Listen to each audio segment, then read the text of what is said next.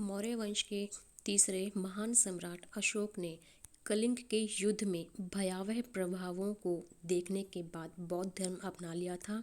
वह बौद्ध धर्म का एक संरक्षक माना जाता है और धर्म को अपने पूरे साम्राज्य और उसके बाहर फैलाने का अथक प्रयास किया। उन्होंने बुद्ध के वचन को फैलाने के लिए पूरे उपमहाद्वीप और यहाँ तक कि जो आधुनिक अफ़गानिस्तान, नेपाल, बांग्लादेश और पाकिस्तान है, वहाँ पर भी इनके स्तंभ और शिलालेख पाए गए हैं। अभी हम बात करते हैं अशोक के धम्म की, जिसे कि धर्म ही कहा जा सकता है। कुछ विद्वान अशोक के धम्म का अर्थ बौद्ध धर्म से लगाते हैं, लेकिन उनके शिलालेखों से स्पष्ट पता चलता है कि उनका सीधा और सटीक मतलब यह था कि जीवन के सर्वमान्य नैतिक सिद्धांत और व्यवहार। जिस तरह से आज आम जीवन में भी अगर हम देखते हैं कि हमारे नैतिक सिद्धांत पर बेस्ड जो हमारे रूल रेगुलेशंस होते हैं, कानून होते हैं या कोई भी मान्यताएं होती हैं हमारे समाज में प्रचलित हैं, वो सर्वमान्य होती हैं और उन्हीं मान्यताओं के आधार पर हमारा समाज व्यवहार करता है। तो उसी मैसेज को उस समय अशोक के धर्म में उन्होंने अपनाया था।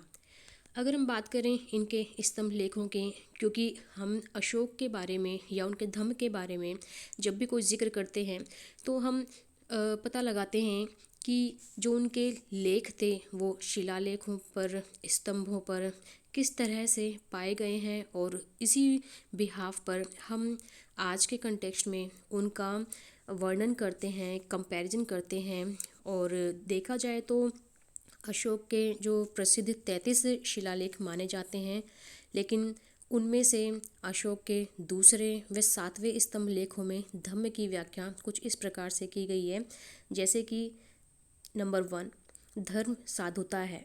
मतलब धर्म को उन्होंने एक अच्छाई, एक योग्यता के रूप में वर्णित किया है कि किस तरह से एक धर्म को एक कल्याणकारी राज्य की श्रेणी में रखते हुए अपने कर्तव्य से विमुख नहीं होना है, इस मैसेज को फॉरवर्ड किया। फिर कल्याणकारी कार्य करना।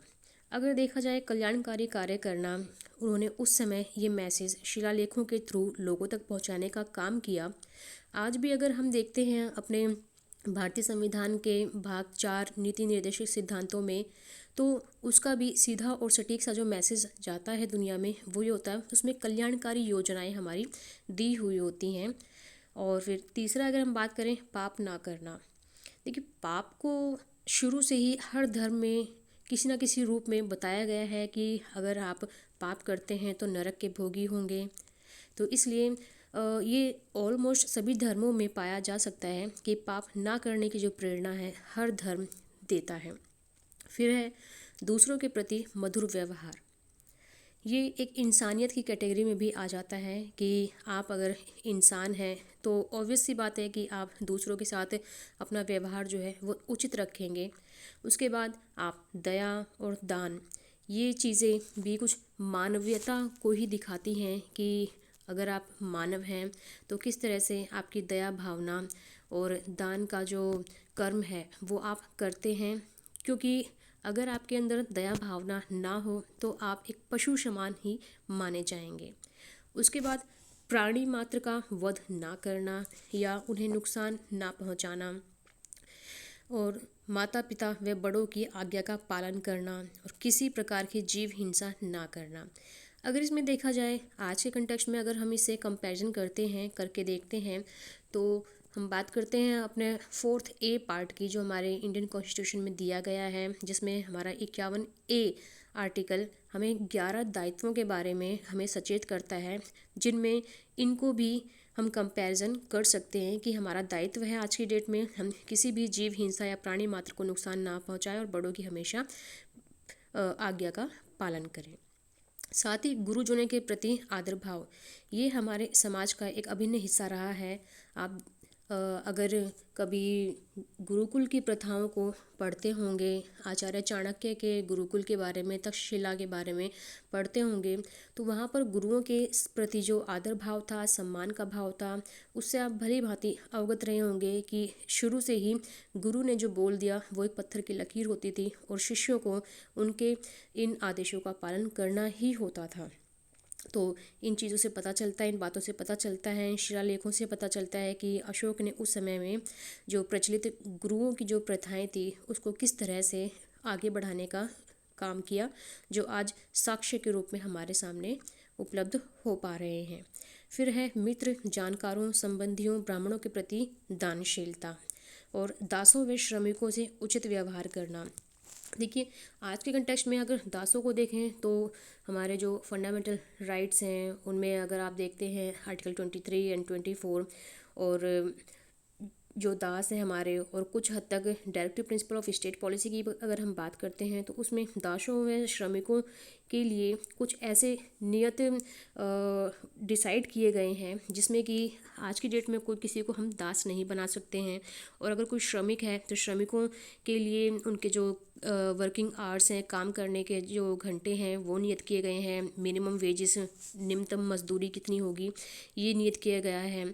तो काफ़ी फैसिलिटीज़ आज की डेट में अगर देखा जाए तो हमारा इंडियन कॉन्स्टिट्यूशन प्रोवाइड करता है, जो उस समय अशोक ने अपने धम्म में विचारा था, सोचा था, मैसेज दिया था।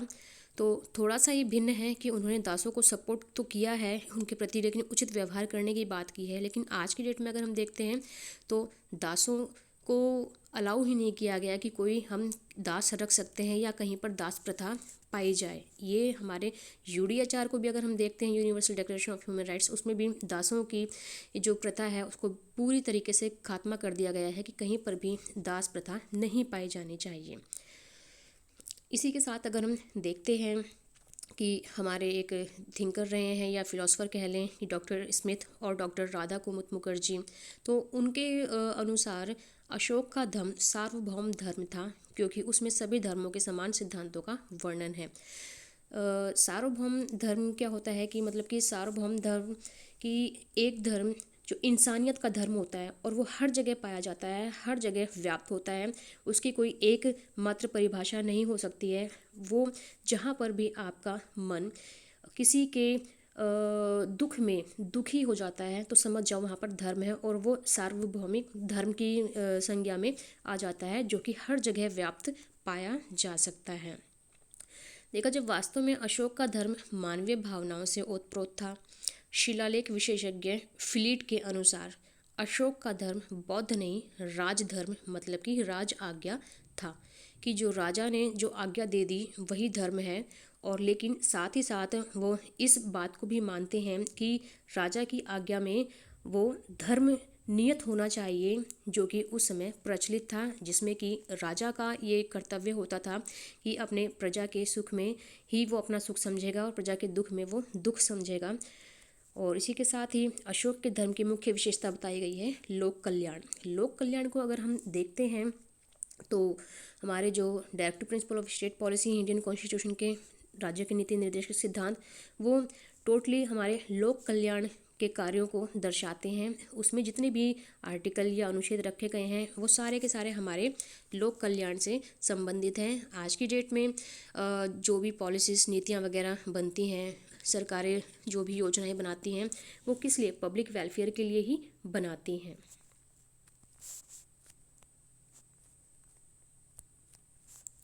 फिर हम बात करते हैं बौद्ध धर्म में धम्म एक केंद्रीय विश्वास की तरह कार्य करता है, जिसका मतलब होता है पालन करना। पालन करने की बात हम करते हैं तो उस समय जो भी रूल रेगुलेशन होते थे उनका भी पालन किया जाता था। आज के टाइम में जो भी रूल रेगुलेशंस बनते हैं उनका भी पालन किया जाता है।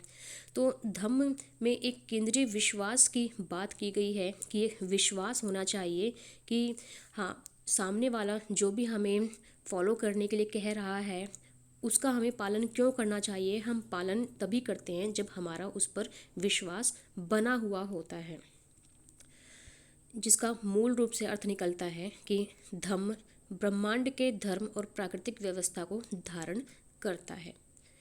अब हम बात करते हैं धम्म के मुख्य सिद्धांत बुद्ध की शिक्षाओं व कार्यों पर आधारित माने जाते हैं। तो बुद्ध की जो शिक्षाएं हैं और जो कार्य हैं वो हमें कैसे पता चलेंगे कि उनके क्या कार्य थे, उनके धम्म में किन कार्यों की बात की गई है, तो वो उनके शिलालेखों से पता चलता है। अशोक के शिलालेख की अगर हम बात करते हैं तो उनके टोटल 33 शिलालेख थे, जिन्हें मुख्यतः 5 भागों में बांट दिया जाता है। उनमें से पहला है प्रमुख शिलालेख, दूसरा है लघु शिलालेख, तीसरा है अलग शिलालेख, चौथा है प्रमुख स्तंभ शिलालेख और पांचवा है लघु स्तंभ शिलालेख।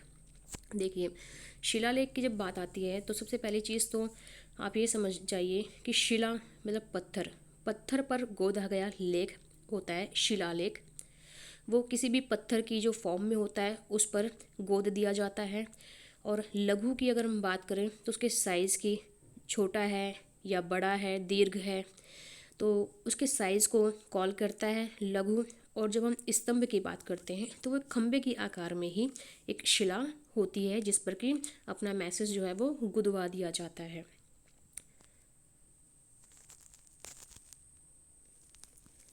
तो 33 शिलालेखों में से जो प्रमुख शिलालेख हैं वो 14 हैं, जिनमें से हम 2-4 का भी जिक्र करेंगे, जिनको कि आप आज की डेट में भी अपने इंडियन कॉन्स्टिट्यूशन से कंपैरिजन कर सकते हैं कि उस समय भी जो विचार व्यक्त किए गए थे अशोक के धम्म में, किस तरह से उन्हें हमारे इंडियन कॉन्स्टिट्यूशन में जगह दी गई है। और ये जो शिलालेख होते थे उन्हें ज़्यादातर सार्वजनिक स्थानों और व्यापार के मार्गों के किनारे रखा जाता था ताकि अधिक से अधिक लोग उन्हें पढ़ सकें। और धार्मिक प्रवचनों से अधिक वे लोगों के नैतिक कर्तव्यों, जीवन का संचालन कैसे करें, और जो उनकी जो एक परोपकारी शासक बनने की जो इच्छा थी, इस चीज़ को लेकर उन्होंने बहुत कार्य किए। इस वजह से उन्होंने जो उनका प्रमुख शिलालेख फर्स्ट था उसमें उन्होंने पशुओं की बलि पर प्रतिबंध का मैसेज दिया कि किस तरह से पशु भी एक जीव होता है, एक जान होती है उसमें, और उनकी बलि चढ़ाने से कोई अगर देवता है वो खुश नहीं हो सकता है, क्योंकि देव का मतलब ही यही होता है कि सभी उसकी नज़रों में समान हैं और सभी सुखी रहें। तो कैसे एक जीव दूसरे जीव की हत्या कर रहा है, तो ये बलि किसके लिए। फिर तीसरा प्रमुख शिलालेख है अशोक का, उसमें धम्म का प्रचार प्रसार करना। इसमें क्या होता था कि हर 5 साल में ये अपने राज्यों से निकलकर धम्म का प्रचार प्रसार करने जाते थे। और आज की डेट में भी हमारा संविधान हमारे मौलिक अधिकारों में हमें अपने धर्म का प्रचार प्रसार करने से रोकता नहीं है। प्रमुख शिलालेख 5th की अगर हम बात करें तो इसमें गुलामों के साथ सही व्यवहार करने की बात की गई है। लेकिन आज की डेट में हम कंपैरिजन करें तो हमारे संविधान में गुलाम शब्द यूज़ ही नहीं किया गया और गुलामों के लिए कोई जगह है ही नहीं। और इसका मतलब ये हुआ कि अगर जगह नहीं है तो कोई गुलाम होगा नहीं और ना ही कोई किसी को गुलाम बना सकता है। ये आज की डेट में कानूनी अपराध माना जाता है। और प्रमुख शिलालेख 6 की बात करें तो राजा द्वारा प्रजा की स्थिति को जानने के लिए कुछ ऐसा तरीका निकालना जिससे कि वास्तव में जो उन पर बीत रही है उसकी स्थिति को वो जान सकें, समझ सकें और एक कल्याणकारी नज़रिए से उनके कल्याण के लिए अथक प्रयास कर सकें। जो आज की डेट में हमारे भारतीय संविधान में इन सब चीज़ों को जगह दी गई है कि किस तरह से हम अपनी जनता का कल्याण कर सकते हैं। और इसी के साथ हम प्रमुख शिलालेख 7 की बात करें तो सभी संप्रदायों में धर्मों के प्रति सहिष्णुता। धर्मों की अगर हम बात करें तो हमारा अगर भारतीय संविधान की अपनी प्रस्तावना की बात करते हैं तो उस प्रस्तावना में भी हमें एक धर्मनिरपेक्ष राज्य की संज्ञा में रखा गया है, जिसमें कि किसी भी धर्म के प्रति कोई भी कटाक्ष नहीं किया जाएगा या कोई भी ऐसी एक्टिविटी या कृत्य नहीं किया जाएगा जिससे कि किसी के धर्म को सही ठहराया जाए, किसी के धर्म को गलत ठहराया जाए। वो बिल्कुल तटस्थ है हमारा भारतीय संविधान। किसी भी धर्म को लेकर सभी अपने धर्म को अच्छे से मान सकते हैं, उसका प्रचार प्रसार कर सकते हैं, लेकिन इस शर्त पे कि वो किसी दूसरे के राइट का वायलेशन ना करे, किसी दूसरे के धर्म को गलत ना ठहराए। इसी के साथ हम लघु शिलालेख की बात करते हैं जो मुख्यतः 15 चट्टानों पर पाए जाते हैं। और इसी के साथ 7 स्तंभ शिलालेख भी हैं और ये खंबे लगभग 50 फीट ऊंचे और 50 टन का वजन लेके खड़े हो जाते थे। और इन खंभों पर यूजुअली हाथी, शेर, पहिए और कमल आदि के चिन्ह पाए गए हैं, जिससे कि हम ये पता लगा सकते हैं कि उस समय भी किस तरह से चिन्हों के माध्यम से अपना सांकेतिक चिन्ह जो था वो सामने लाए जाते थे। इसमें अगर देखा जाए शिलालेखों की बात, तो एक जेम्स प्रिंसेप थे जो कि एक ब्रिटिश पुराविशेष माने जाते हैं और औपनिवेशिक प्रशासक अशोक के शिलालेखों को समझने वाले पहले व्यक्ति माने जाते हैं। और अशोक के ये अभिलेख बौद्ध धर्म के प्रथम मूर्त प्रमाण माने जाते हैं। तो हमने आज की डेट में इनका कंपैरिजन भी किया, किस तरह से इंडियन कॉन्स्टिट्यूशन के साथ इनको कंपैरिजन कर सकते हैं कि आज की जो हमारी व्यवस्थाएं हैं वो किस तरह से उस समय अशोक ने अपने शिलालेखों के माध्यम से बताने की भी कोशिश की थी। और वैसे तो सभी शिलालेखों में कुछ ना कुछ मैसेज दिया ही गया है, और जिसमें कि मनुष्यों और प्रादेशिक और युद्ध के जो कलाएं होती हैं और राजा के अपनी प्रजा के प्रति जो कर्तव्य होते हैं उनके बारे में सभी अपने शिलालेखों पर या स्तंभ शिलालेखों पर उन्होंने बताने की कोशिश की है। और किस तरह से अशोक को अपने लोगों की रक्षा करने का दायित्व निभाना है, और धम्म जो है उनका किस तरह से कम पाप और गुणों और करुणा, स्वतंत्रता, सच्चाई और पवित्रता के रूप में परिभाषित करता है अपने आप को। और अपनी प्रजा के बीच क्रूरता, पाप, कठोरता, अभिमान और क्रोध की प्रथाओं से बचना चाहिए। तो इन सभी का मैसेज जो है अधिकतर अशोक ने इन शिलालेखों के माध्यम से सभी जनों में पहुंचाने की कोशिश की है। और